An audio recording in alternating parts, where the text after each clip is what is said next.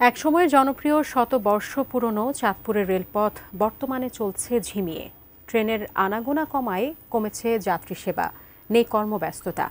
এ বিষয়ে বিস্তারিত জানাতে চাঁদপুর রেলওয়ে স্টেশন থেকে সরাসরি যুক্ত হচ্ছেন প্রতিনিধি বিল্লাল ঢালি।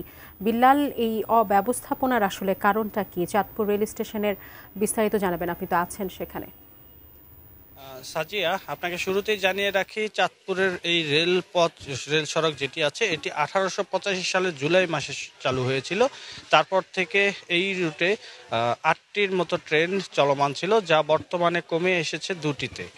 মাত্র 2টি ট্রেন চলাচল করায় এখানকার যারা দায়িত্বরত কর্মকর্তা কর্মচারী আছেন তারা অনেকটাই আরাম আয়েসে অফিস করেন, এমনটাই অভিযোগ যাত্রীদের। এখানটার আমি যে স্টেশনটিতে আছি এখন, এই স্টেশনটিতে যাত্রী সেবার জন্য কিছু চেয়ার আছে বসার জন্য, কিন্তু এখানে পানের জন্য কোনো ব্যবস্থা নেই। এছাড়াও আমি লক্ষ্য করেছি এখানে একটি পাবলিক টয়লেট আছে যাত্রীদের জন্য। সেই টয়লেটটি যাত্রী না থাকায় যিনি ইজারা নিয়েছেন তিনি নিজেই এখানে বসবাস করছেন পরিবার নিয়ে।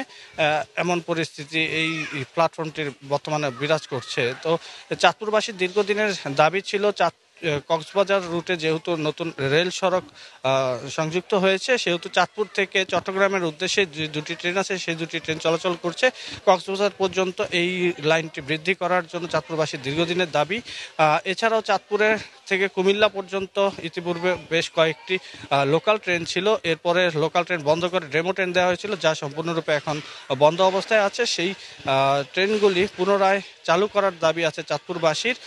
এবং আমি যে স্টেশন কর্মকর্তা আছেন তার সাথে কথা বলেছি, তিনি জানিয়েছেন যে তারা মন্ত্রণালয়কে অবহিত করেছেন যাতে কক্সবাজার রুটে একটি নতুন ট্রেন দেওয়া হয় এবং যে লোকাল ট্রেন কুমিল্লা পর্যন্ত সেই ট্রেনের ব্যবস্থা করা হয়। এছাড়াও সিলেটের জন্য একটি ট্রেনের ব্যবস্থা ছিল চাঁদপুর থেকে, সেটিও কিন্তু বর্তমানে বন্ধ আছে। সেই ট্রেনটিও চালু করার জন্য তারা মন্ত্রণালয়ে আবেদন করেছেন। তারা বলছেন যে রেল এখন ইঞ্জিন এবং বগি সংকট আছে, এই সংকট কেটে গেলেই হয়তো বা নতুন ট্রেনের বরাদ্দ পাবেন এবং যাত্রীদের যেই সেবা দেওয়ার কথা সেই সেবাটি পুনরায় চালু হবে। আমি এই অব্যবস্থাপনার বিষয়ে তার কাছে জানতে চেয়েছিলাম, তিনি জানিয়েছেন যে যেহেতু এখানে যাত্রীর পরিমাণ কম সেহেতু এখানে লোকবল সংকট রয়েছে, এই লোকবলের সংকট দূর হয়ে গেলেই মূলত যাত্রীরা পরিপূর্ণ সেবা পাবেন বলে। সাজিয়া।